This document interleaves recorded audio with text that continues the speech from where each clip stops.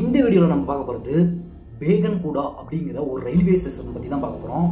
அதாவது இந்த railway station பற்றி ஏன் சொல்கிறேன்னா, இது சாதாரண ரயில்வே ஸ்டேஷனில் இது ஒரு கோஸ்ட் ரயில்வே ஸ்டேஷன் கவர்மெண்ட்டே சொல்லியிருக்காங்க.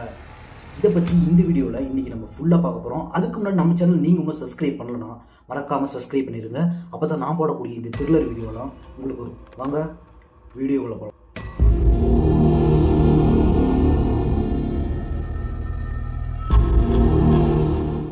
பேகன்குடா அப்படிங்கிற இந்த ஊரில் போக்குவரத்து கூட ஒரு ரயில்வே ஸ்டேஷன் இல்லை.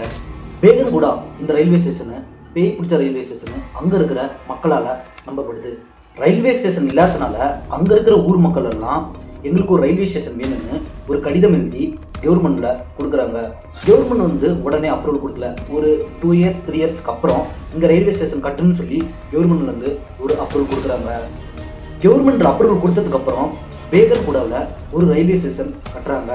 அந்த ரயில்வே ஸ்டேஷன் ஒரு 7 வருஷத்துக்கு எந்த ப்ராப்ளமும் இல்லாமல் நல்லா தான் போயிட்டுருக்கு. அந்த 7 வருஷத்துக்கு அப்புறம் தான் ஒரு சம்பவம் நடக்குது.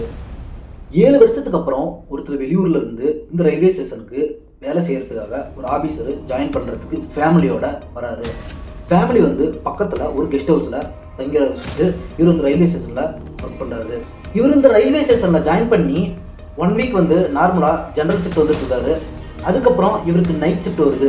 அப்போ தான் இந்த ஒரு சம்பவம் நடக்குது. 7 வருஷமாக இந்த ரயில்வே ஸ்டேஷனில் எதுவும் நடக்காத ஒரு விஷயம். அவர் ஒரு புதுசாக ஒர்க் பண்ணி ஒரு 1 மந்தில் ஒரு விஷயத்தை நோட் பண்ணுறாரு. நைட்டு அவர் இந்த ஸ்டேஷனில் படுத்துக்கிட்டு அப்படியே கேஷுவலாக பார்த்துட்டு இருக்காரு. ட்ரெயின் போயிட்டே இருக்குது. அதுவும் இல்லாமல் பக்கத்தில் ஒரு பொண்ணு வேகமாக ஓடிட்டே இருக்குது. இந்த பொண்ணு ஓடிட்டே இருக்கு. இவர் பார்க்குறாரு. சரி பார்த்துட்டு சரி யாரோ இருக்காங்க போல.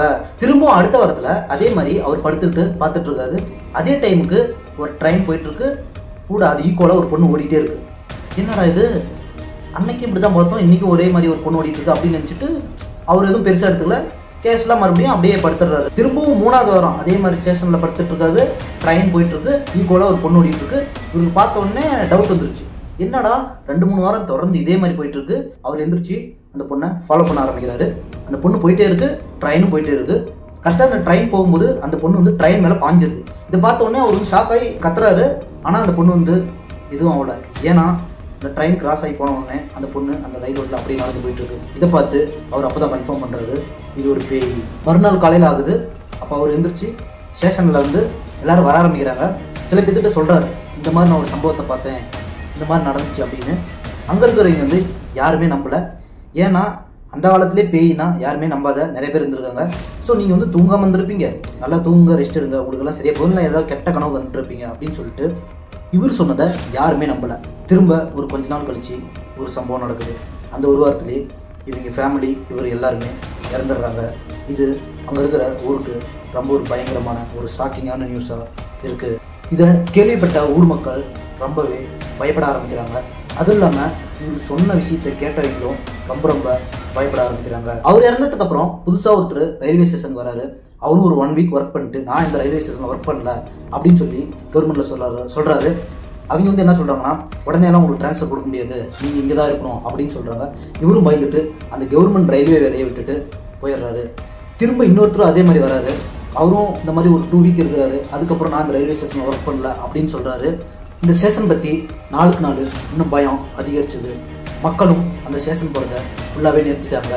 அதுவும் இல்லாமல் வேறு எந்த மாஸ்டர் இந்த ஸ்டேஷனுக்கு நம்ம போஸ்டிங் போட்டாலும் யாருமே அந்த ஸ்டேஷனுக்கு வரமாட்டேன்னு சொல்லிட்டு அந்த வேலையை விட்டு போன சம்பவம்லாம் நடந்திருக்கு. இந்த மாதிரி அந்த ஸ்டேஷனுக்கு நிறைய பேர் போகாதனால அந்த ஸ்டேஷனுக்கு போகிற ஆளுங்களும் ரொம்ப கம்மியாகப்பட்டது.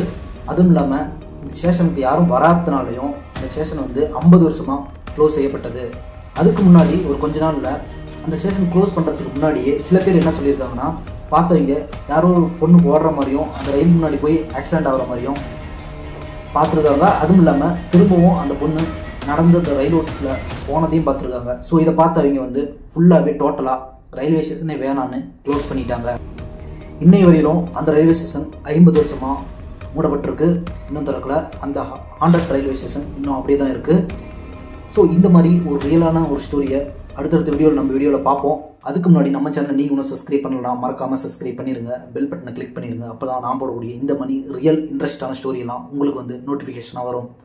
மீண்டும் அடுத்த ஒரு ரியல் ஸ்டோரி சந்திக்கலாம். பாய்.